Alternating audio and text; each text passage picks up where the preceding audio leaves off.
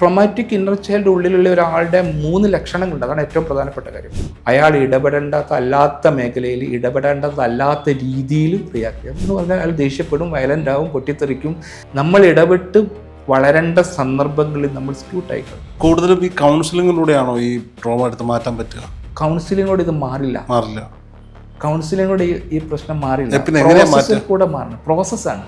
ആ വൃക്ഷത്തിൻ്റെ നെഗറ്റീവ് പ്രഭാവമാണ് ഈ പ്രശ്നങ്ങൾക്കെല്ലാം കാരണം. സ്കാസിറ്റി, പണം ഇല്ലാത്തൊരവസ്ഥ, ദാരിദ്ര്യം, ഇൻസൾട്ട് ചെയ്യപ്പെടുക, കൺഫ്യൂഷൻ ഉണ്ടാവുക, വലിയ നഷ്ടങ്ങൾ വരിക.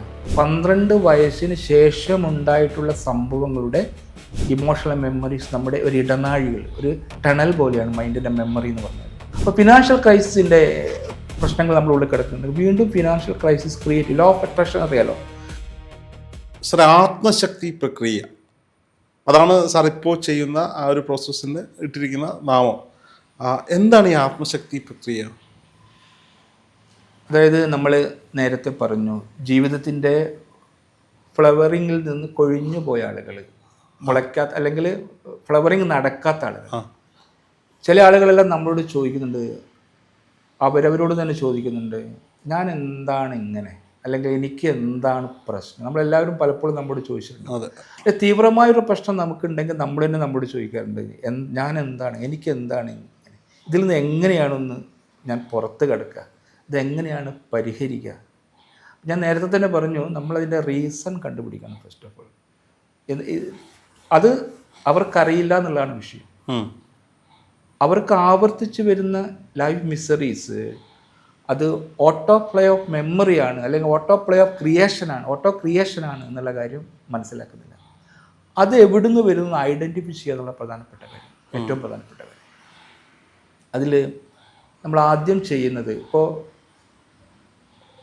നമുക്കെല്ലാവർക്കും ജീവിതത്തിൽ പ്രശ്നങ്ങളുണ്ടാവാം. രോഹിതിന് പ്രശ്നങ്ങളുണ്ട്, എനിക്ക് പ്രശ്നം, എല്ലാവർക്കും പ്രശ്നങ്ങളുണ്ടാവാം. ആ പ്രശ്നങ്ങളെ നമുക്ക് ഒരു മരമായിട്ട് കാണാം, ഒരു വലിയൊരു വൃക്ഷം. നമ്മുടെ വീട്ടിലെ വലിയൊരു മാവ് അല്ലെങ്കിൽ ഒരു പ്ലാവ് അതുപോലുള്ള ഒരു വൃക്ഷമായിട്ട് കാണാം. ഇപ്പോൾ ഒരു ചെറിയൊരു സ്റ്റോറി പറയാം, സ്റ്റോറിയല്ല, ഒരു ഉദാഹരണം. ഒരു വീട്ടിൽ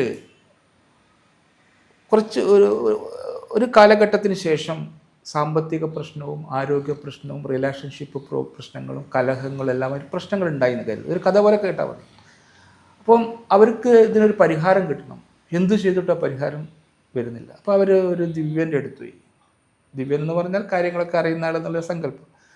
പോയപ്പോൾ അദ്ദേഹം പറഞ്ഞു, നിങ്ങളുടെ വീട്ടിൻ്റെ മുമ്പിൽ ഒരു വൃക്ഷമുണ്ട്, വലിയൊരു വൃക്ഷം. ആ വൃക്ഷത്തിൻ്റെ നെഗറ്റീവ് പ്രഭാവമാണ് ഈ പ്രശ്നങ്ങൾക്കെല്ലാം കാരണം.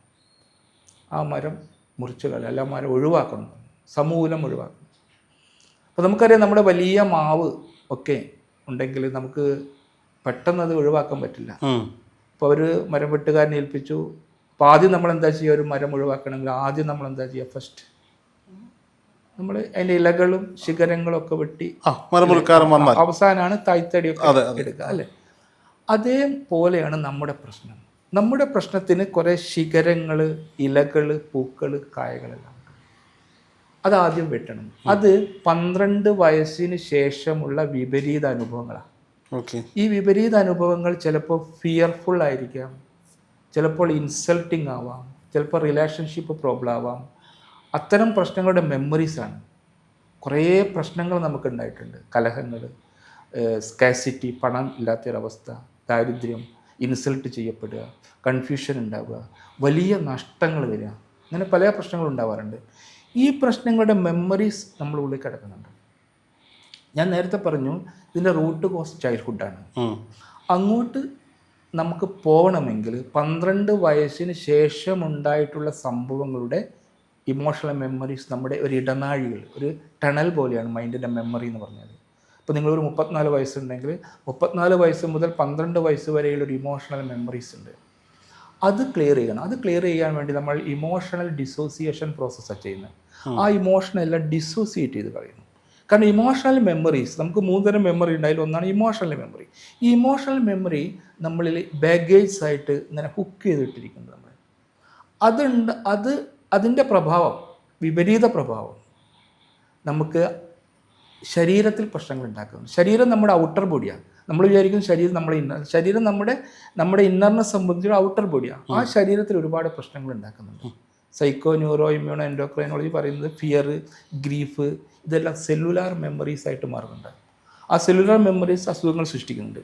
അതേപോലെ നമ്മുടെ പുറത്ത്, നമ്മുടെ ഉള്ളിൽ റിലേഷൻഷിപ്പിൻ്റെ ഒരു ട്രോമ കിടക്കുന്നുണ്ടെങ്കിൽ, വിപരീത മെമ്മറി കിടക്കുന്നുണ്ട്, വീണ്ടും ഈ റിലേഷൻഷിപ്പ് പ്രശ്നങ്ങൾ റീക്രിയേറ്റ് ചെയ്യാനുള്ള സാധ്യത കൂടുതലാണ്. ഓക്കെ. അപ്പോൾ ഫിനാൻഷ്യൽ ക്രൈസിസിൻ്റെ പ്രശ്നങ്ങൾ നമ്മുടെ ഉള്ളിൽ കിടക്കുന്നുണ്ട്, വീണ്ടും ഫിനാൻഷ്യൽ ക്രൈസിസ് ക്രിയേറ്റ് ചെയ്യും. ലോ ഓഫ് അട്രാക്ഷൻ അറിയാലോ.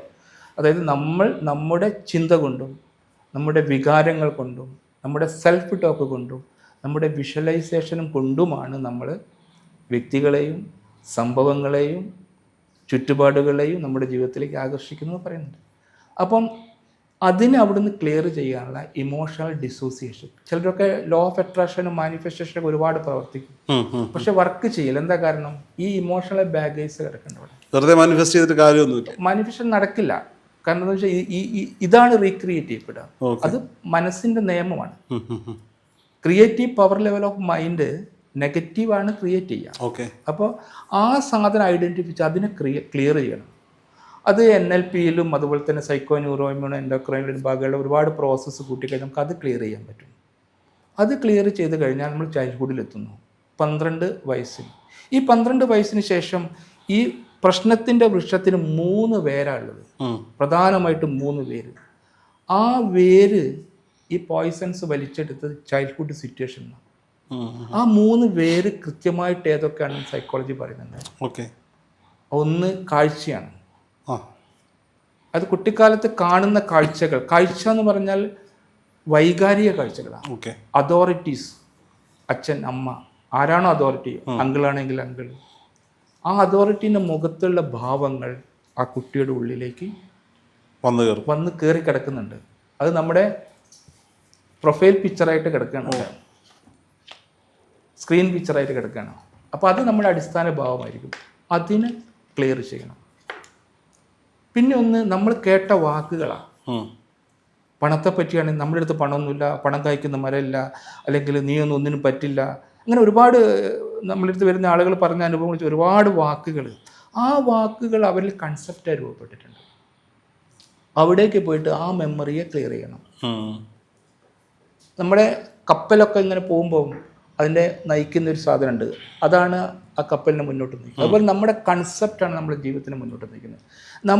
നമ്മളെല്ലാവരും ഒരു ഇന്നർ സെർച്ച് നോക്കിയാൽ ഒരു വിപരീതമായ കൺസെപ്റ്റ്, 1, 2, 3 കൺസെപ്റ്റ് നമ്മളുടെ ഉണ്ടാവും. ആ കൺസെപ്റ്റ് നിങ്ങളുടെ ജീവിതം വിപരീതമായിട്ടോ അനുകൂലമായിട്ടോ നിർമ്മിച്ചു കൊണ്ടിരിക്കുന്നുണ്ട്. അത് ഐഡൻറ്റിഫൈ ചെയ്യാതെ ഈ പ്രശ്നം മാറില്ല. മൂന്നാമത്തത് വൈകാരിക മെമ്മറിയാണ്. ഈ വൈകാരിക മെമ്മറീസ് എന്ന് പറയുന്നത് വൈകാരിക ഇമോഷണൽ റിയാക്ഷൻസ് ക്രിയേറ്റ് ചെയ്യുന്നുണ്ട്, വീണ്ടും അതുപോലുള്ള സംഭവം ക്രിയേറ്റ് ചെയ്യുന്നുണ്ട്. അപ്പോൾ കുട്ടിക്കാലത്തുണ്ടായ അനുഭവങ്ങളിലൂടെ കടന്നു പോയിട്ട് നമ്മൾ ആ വൈകാരിക മെമ്മറീൻ്റെ റൂട്ട് കളയണം. അപ്പോഴേ നമ്മുടെ മൈൻഡ് റീപ്രോഗ്രാം ശരിക്കും ചെയ്യപ്പെടും. കുറേ എഫർമേഷൻ പറഞ്ഞതുകൊണ്ട് മാത്രം, അല്ലെങ്കിൽ കുറച്ച് വിഷ്വലൈസ് ചെയ്തുകൊണ്ട് മാത്രം മൈൻഡ് റീപ്രോഗ്രാം ചെയ്യില്ല. അത് എങ്ങനെ ഫോം ചെയ്തു, ഏത് സാഹചര്യങ്ങളിൽ നിന്ന് ഫോം ചെയ്തു, ആ സാഹചര്യങ്ങളിൽ നമ്മൾ പോയിട്ട്, നമ്മളൊരു ഹിപ്നോസിസ് പോലെ പോയിട്ട് അവിടുന്ന് അത് ക്ലിയർ ചെയ്യണം. അപ്പോഴേ അത് മൈൻഡ് റീ എഞ്ചിനീയറിങ് ചെയ്യപ്പെടുള്ളൂ. പിന്നെ ഞാൻ നേരത്തെ പറഞ്ഞു, നമ്മുടെ ഉള്ളിലെല്ലാം ഒരു ട്രോമാറ്റിക് ഇന്നർ ചൈൽഡ് ഉണ്ടെന്ന് പറഞ്ഞു. എന്താണ് ഒരാളുടെ ഉള്ളിൽ ഒരു ട്രോമാറ്റിക് ഇന്നർ ചൈൽഡ് ഉണ്ടെന്ന് എങ്ങനെയാണ് മനസ്സിലാക്കുകയെന്ന് അറിയാം.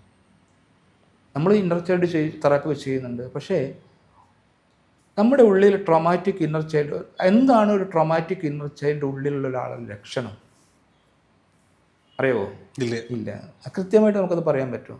അതായത് ട്രോമാറ്റിക് ഇന്നർ ചൈൽഡ് ഉള്ളിലുള്ള ഒരാൾ, അദ്ദേഹം സാഹചര്യങ്ങളോടും ചാലഞ്ചസിനോടും റിയാക്ട് ചെയ്യും. അതായത് അങ്ങനെ അങ്ങനെയുള്ള സന്ദർഭം, ഒരു ചാലഞ്ച് വരുമ്പം, കൃത്യമായി പറയും, ചാലഞ്ച് വരുമ്പം, ഒരു വൈകാരിക സന്ദർഭം വരുമ്പം അവരുടെ മെച്യൂരിറ്റി ഏത് വയസ്സിലാണോ ട്രോമ ഉണ്ടായത് ആ മെൻ്റൽ ഏജിലേക്ക് താണു പോകും. എന്ന് പറഞ്ഞാൽ നമ്മൾ റിയാക്ട് ചെയ്യുന്നത് 6 വയസ്സിലാണ് എനിക്കൊരു മെൻ്റൽ ട്രോമ ഉണ്ടായതെങ്കിൽ ആ സമയത്ത് നമ്മുടെ കൃത്യമായ മെച്യൂരിറ്റി 6 വയസ്സായിരിക്കും. നമ്മളെന്നെ ചോദിക്കും, ഞാൻ എന്താ ഇങ്ങനെ? അതൊക്കെ പൊരുത്തപ്പെടാനോ ഓവർകം ചെയ്യാനോ പറ്റില്ല, പ്രശ്നങ്ങളിലേക്കാണ് പോകുക. അത് ഇൻ്റലക്റ്റ് വർക്ക് ചെയ്യില്ല. അപ്പം അതാണ്. അപ്പോൾ അത് മാത്രമല്ല, ട്രോമാറ്റിക് ഇന്നർ ചൈൽഡ് ഉള്ളിലുള്ള ഒരാളുടെ 3 ലക്ഷണങ്ങളുണ്ട്. അതാണ് ഏറ്റവും പ്രധാനപ്പെട്ട കാര്യം, വളരെ പ്രധാനപ്പെട്ട കാര്യം. 3 ലക്ഷണം. ഒന്നാമത്തെ ലക്ഷണം അയാൾ റിയാക്റ്റീവ് ആയിരിക്കുന്നതാണ്. ഉം. ഇപ്പോൾ എന്താണ് റിയാക്ഷൻ? റിയാക്ഷൻ 2 തലമുണ്ട്, 2 പൊളാരിറ്റി ഉണ്ട്. ഒന്നാമത്തെ പൊളാരിറ്റി, ഒരു റിയാക്റ്റീവായ ആൾ എപ്പോഴും അയാൾ ഇടപെടേണ്ടതല്ലാത്ത മേഖലയിൽ ഇടപെടേണ്ടതല്ലാത്ത രീതിയിൽ റിയാക്ട് ചെയ്യും. എന്ന് പറഞ്ഞാൽ അയാൾ ദേഷ്യപ്പെടും, വയലൻ്റ് ആവും, പൊട്ടിത്തെറിക്കും, വേണ്ടാത്തത് പോയി ഇടപെടും. അത് ട്രോമാറ്റിക് ഇന്നർ ചൈൽഡ് ലക്ഷണമാണ്. അടുത്തത്, നമ്മൾ ജീവിത സന്ദർഭങ്ങളിൽ ഉൾപ്പെട്ട് ഇടപെട്ട് ആണ് മുന്നോട്ട് വളരുന്നത്. നമ്മൾ ഇടപെട്ട് വളരേണ്ട സന്ദർഭങ്ങളിൽ നമ്മൾ സ്ക്യൂട്ടായിക്കൊള്ളും, പിൻവലിഞ്ഞു പോകും. ഇത് രണ്ടും റിയാക്റ്റീവിൻ്റെ ലക്ഷണമാണ്. ഇപ്പോൾ ട്രോമാറ്റിക് ഇന്നർ ചൈൽഡിലുള്ള ഒരാൾ ഈ തരത്തിൽ 2 തരത്തിൽ റിയാക്റ്റീവ് ആയിരിക്കും. രണ്ടാമത്തെ കാരണം എന്താണെന്ന് ചോദിച്ചു കഴിഞ്ഞാൽ, രണ്ടാമത്തെ ലക്ഷണം എന്താണെന്ന് ചോദിച്ചു കഴിഞ്ഞാൽ, ഒരു ട്രോമാറ്റിക് ഇന്നർ ചൈൽഡ് ഉള്ളിലുള്ള ഒരാളെ സംബന്ധിച്ചിടത്തോളം അവരെ കഴിവുകൾ വേണ്ടത്ര പുഷ്പിക്കില്ല, ഫ്ലവർ ചെയ്യില്ല. അതായത് കുടത്തിൽ വെച്ച ദീപം നമ്മൾ പറയില്ലേ, അതേപോലെ അതുകൊണ്ട് തന്നെ അവർക്ക് അസംതൃപ്തി ഉണ്ട്. അവർക്കറിയാം ഞാൻ ഇങ്ങനെ ജീവിക്കേണ്ട ആളല്ല, എൻ്റെ അടുത്ത് ഇത്ര കഴിവുകളുണ്ട്, എന്നെക്കാട്ടും കഴിവ് കുറഞ്ഞ ആളുകൾ മുകളിലോട്ട് കയറിപ്പോകണം.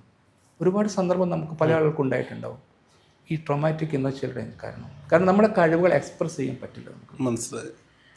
മൂന്നാമത്തെ കാരണമാണ് വളരെ പ്രധാനപ്പെട്ട കാര്യം. ഇന്നുള്ള ഒരുപാട് സാമൂഹ്യ വിപത്തുകൾക്ക് അടിസ്ഥാന റീസൺ അതാണ്. അതെന്താണെന്ന് ചോദിച്ചാൽ, നമ്മൾ ഹയർ സെൽഫ് വരുമ്പോൾ കണക്ഷൻ കിട്ടില്ല. ട്രോമാറ്റിക് ഇന്നർ ചൈൽഡ് ഉണ്ടെങ്കിൽ നിങ്ങളുടെ ഹയർ സെൽഫ് ആയിട്ട് കണക്ഷൻ കിട്ടില്ല. എന്താണ് നമ്മുടെ ഹയർ സെൽഫ്? നമ്മുടെ ഹയർ സെൽഫ് 2 തരത്തിൽ നിങ്ങളെ സഹായിക്കും. 2 അല്ല 3 തരത്തിലുണ്ട്. 2 കാര്യം നമുക്കറിയാം. ഒന്ന്, നിങ്ങൾ എങ്ങനെയാണ് ജീവിക്കേണ്ടത്, ഇന്നർ ഗൈഡൻസ് ഒന്നും. ഇങ്ങനെ പോയിക്കോളൂ, ഈ വഴി പോയിക്കോളൂ, ഇത് വേണ്ട, അങ്ങോട്ട് പോയിക്കോളൂ, ഇങ്ങോട്ട് പോയിക്കോളൂ, ഇൻഡ്യൂഷൻ എന്നൊക്കെ പറയില്ലേ, അത്ര ഇന്നർ ഗൈഡൻസ് നമുക്ക് ഹയർ സെൽഫ് തരുന്നുണ്ട്.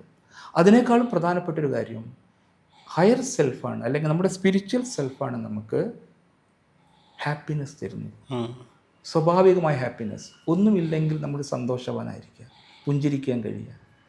ആ ഇന്നർ ഹാപ്പിനെസ് ആണ്, നേരത്തെ റേക്കിയെ പറ്റി പറഞ്ഞപ്പോൾ നമ്മൾ പറഞ്ഞു, ആ ഇന്നർ ഹാപ്പിനെസ് ആണ് മറ്റ് 4 ലെയറിനെയും എന്ത് ചെയ്യുന്നത്, പോഷിപ്പിക്കുന്നത്. ഈ ഇന്നർ ഹാപ്പിനെസ് അനുഭവിക്കാൻ പറ്റാത്തൊരു വ്യക്തിയെ സംബന്ധിച്ചിടത്തോളം അയാൾക്ക് ഹാപ്പിനെസ് മസ്റ്റാണ്. എന്താ കാരണം? പ്രാണവായു കിട്ടിയില്ലെങ്കിൽ നമ്മൾ എങ്ങനെയെങ്കിലും ഈ റൂമിൽ പ്രാണവായു കിട്ടിയില്ല നമ്മൾ എങ്ങനെയെങ്കിലും തുറന്ന് പുറത്തേക്ക് ചാടും. അതേപോലെ ഈ ഇന്നർ ഹാപ്പിനെസ്, ഈ റിയൽ ഹാപ്പിനെസ്സിന് വേണ്ടിയിട്ട് അയാൾ എക്സ്റ്റേണൽ തിങ്ങിനെ ഔട്ട്സോഴ്സ് ചെയ്യും. അതാണ് പലപ്പോഴും ലഹരി, മദ്യം, അഡിക്ഷനായി പോകുന്ന ആളുകളെ സംബന്ധിച്ചിടത്തോളം മിക്ക ഈ അഡിക്ഷൻ്റെ പിറകിലും ട്രോമാറ്റിക് ഇന്നർ ചൈൽഡ് ഉണ്ടാവും. അപ്പോൾ യഥാർത്ഥത്തിൽ ലഹരി, ഇതുപോലുള്ള അഡിക്ഷൻസ്, ലഹരി മാത്രമല്ല എല്ലാ അഡിക്ഷൻസും, ഈ അഡിക്ഷൻസിൻ്റെ പിറകിൽ ട്രോമാറ്റിക് ഇന്നർ ചൈൽഡാണ്. ഈ കൂടുതലും ഈ കൗൺസിലിങ്ങിലൂടെയാണോ ഈ ട്രോമ എടുത്ത് മാറ്റാൻ പറ്റുക? കൗൺസിലിങ്ങോട് ഇത് മാറില്ല. കൗൺസിലിങ്ങോട് ഈ പ്രശ്നം മാറില്ല. പ്രോസസ്സിൽ കൂടെ മാറണം. പ്രോസസ്സാണ്.